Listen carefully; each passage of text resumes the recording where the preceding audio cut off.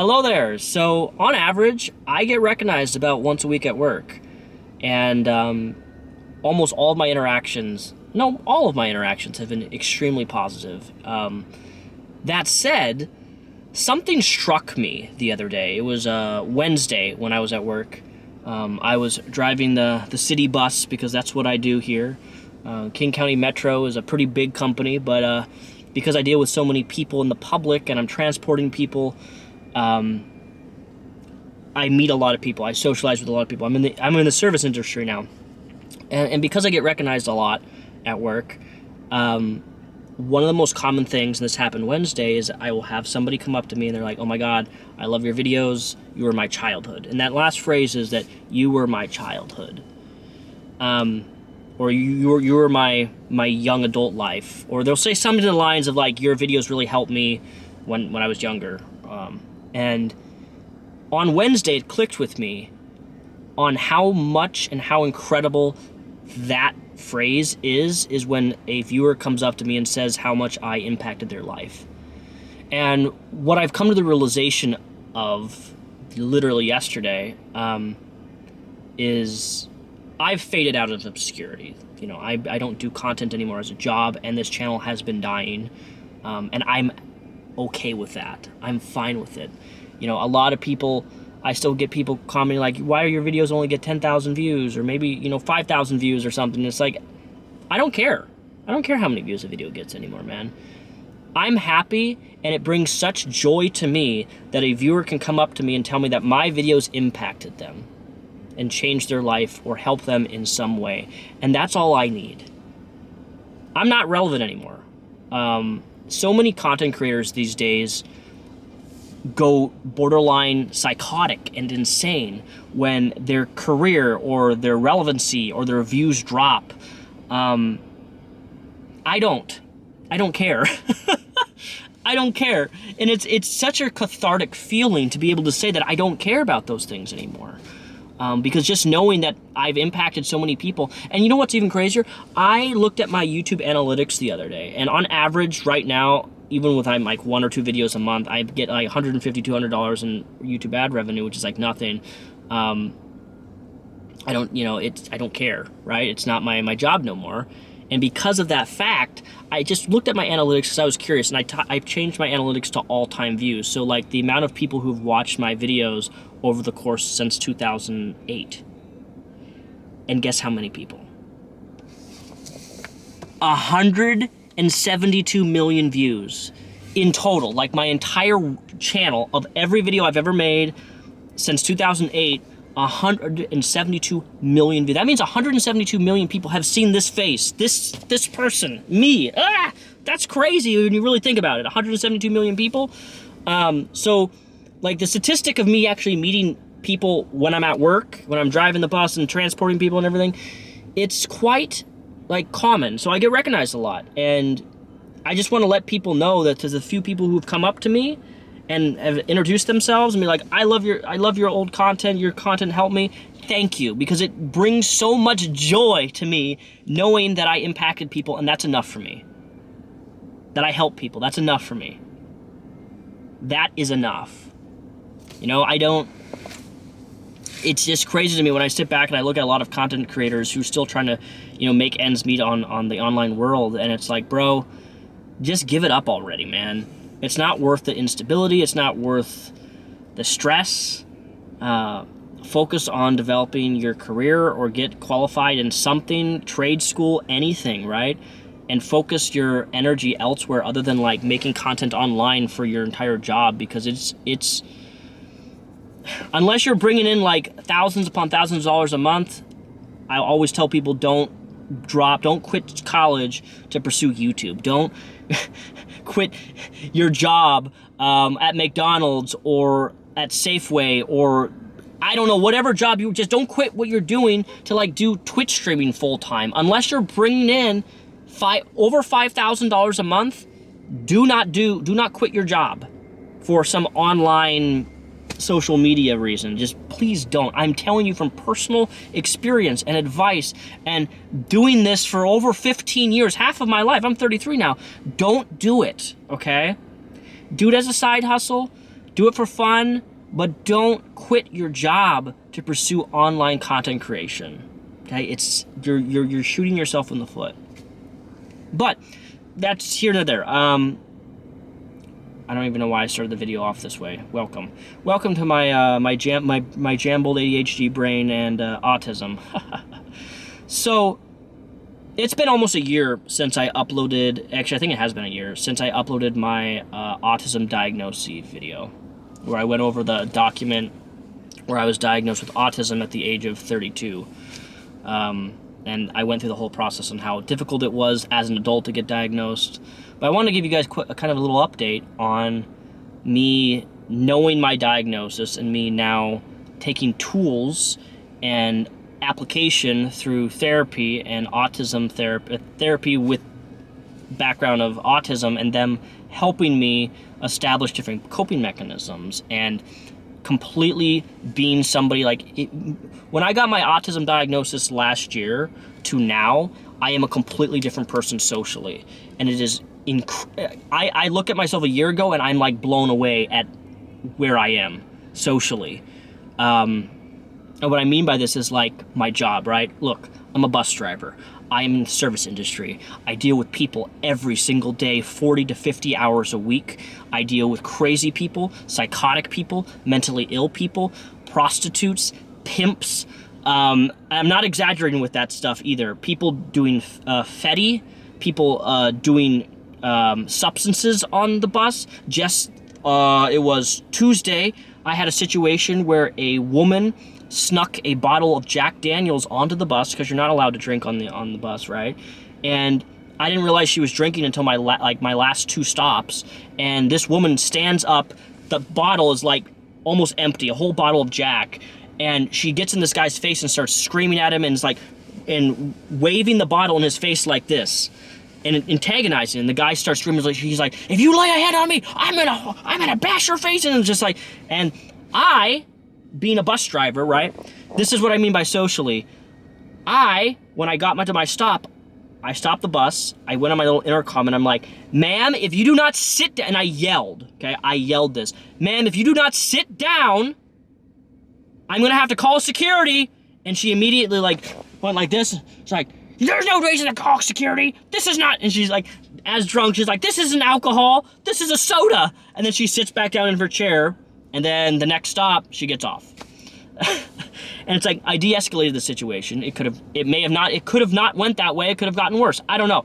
But the point of the matter is, I had to confront a situation. I had to make a judgment call, and I had to say something, right? In a normal situation, socially, I'm a pretty introverted person. I usually don't talk to unless I'm spoken to. I normally don't go out of my way to socialize with people unless they, socialize with me first. But my job has put me in such a position where every single day I have to confront situations. And people look to me to solve their problems. People also look to me to de-escalate their problems. People also look to me for responsibility for how to handle a situation where I'm having a crazy customer scream or berate another person, right? Being a bus driver has put me in a social situation where I have grown tremendously in terms of my socialization, to a point where I don't even recognize myself over from last year.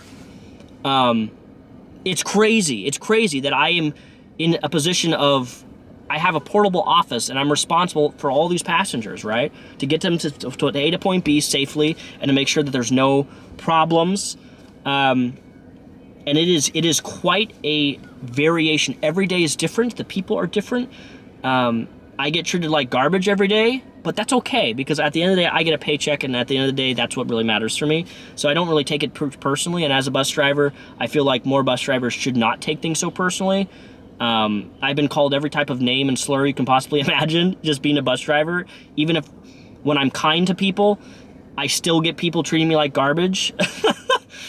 But at the end of the day, I'm still getting my paycheck. So that's how I look at it internally. I don't take things super personally. And it helps that I had YouTube, right? I had YouTube for over 15 years of my life to desensitize me to people's treatment and how cruel people can be.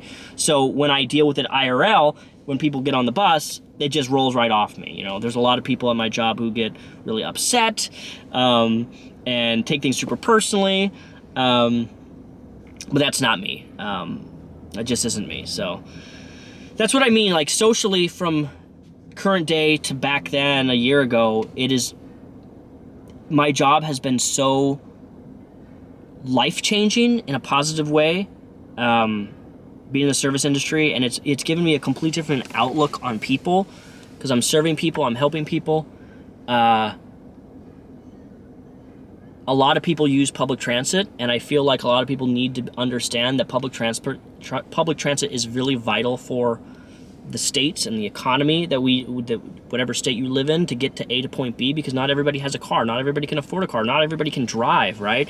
It's really shaped how I view people, and how a lot of people who don't have much use public transportation to get around, and it's a really vital service, and I wish more people would defend it. Instead, we have idiots like Donald Trump who wants to, and I'm sorry to I'm not going to get super political here, I'm just going to say Donald Trump is really anti public transport, the service industry, so like the bus system, like wanting to, underfund that when it's already underfunded as it is. That affects my job. I get paid very well for my job.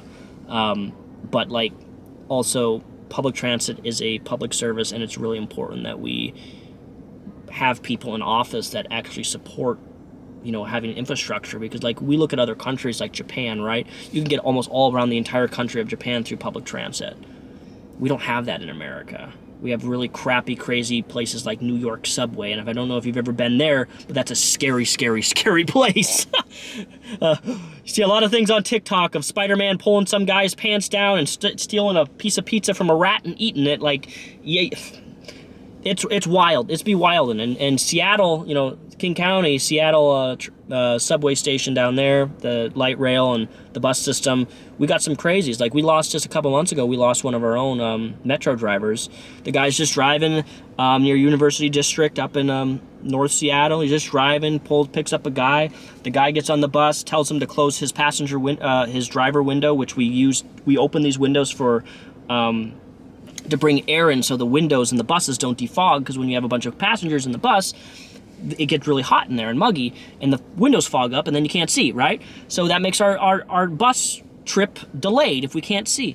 Anyway, the guy gets on the bus, tells him to roll down the window. The guy's like, no, I gotta keep this window open for the airflow.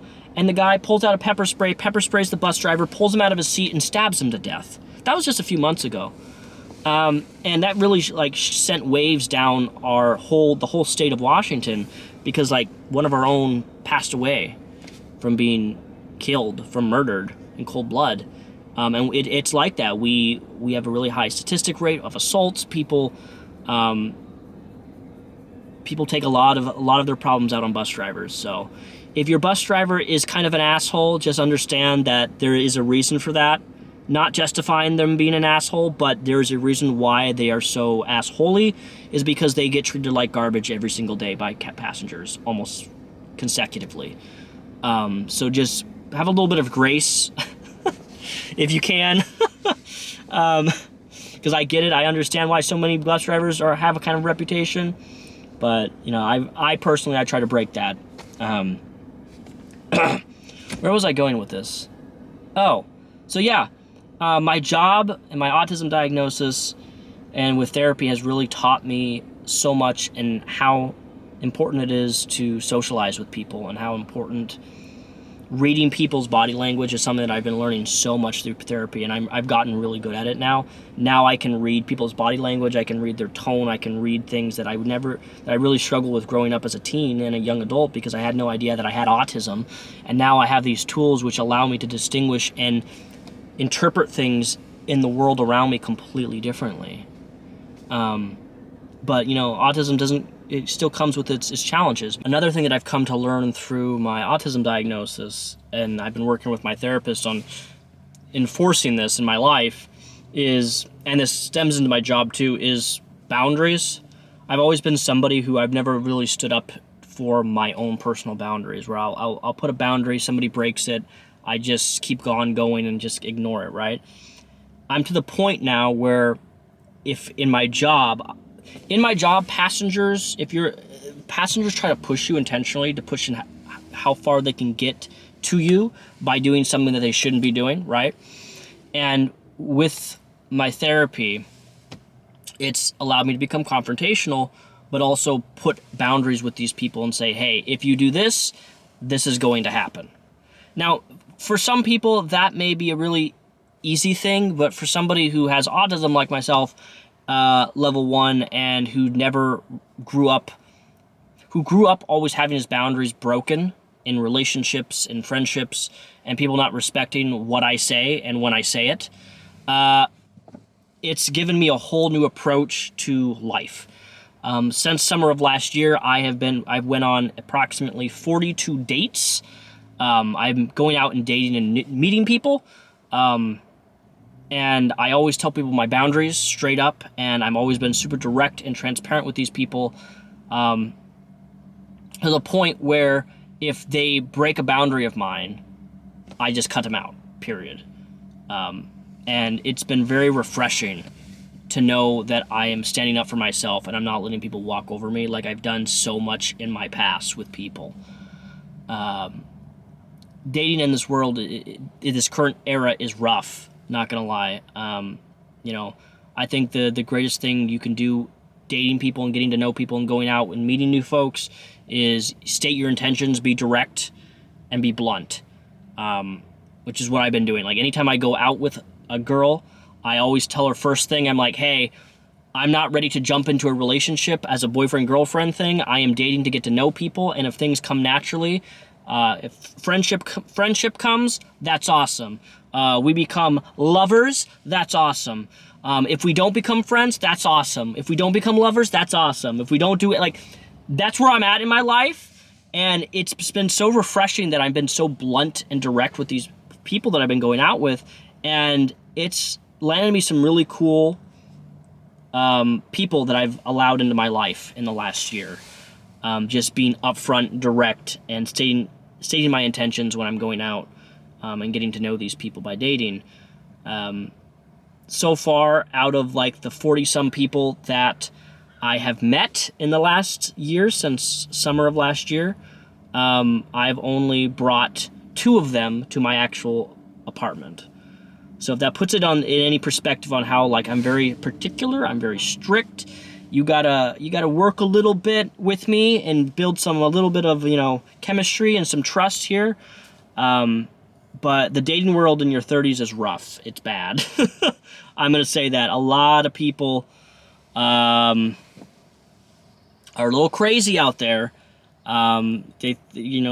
People always talk about, like, you're in your 30s, things are supposed to get easier. That is not necessarily true.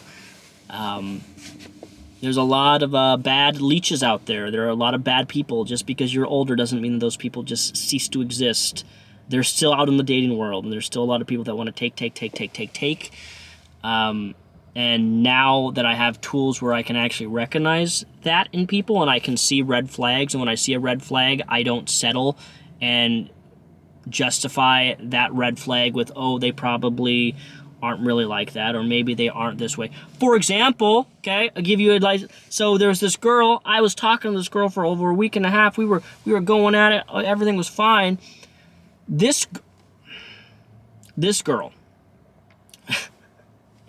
oh, this makes me mad. It still makes me mad, but I'm over it. I blocked her. I don't want anything to do with her. This girl told me that she hates animals. That she hates animals. Who, what? If you have an allergic reaction to animals, then I can understand that. But this is somebody who didn't have an allergic reaction to animals. She just hates animals. She told me that. She flat out told me that she hates animals.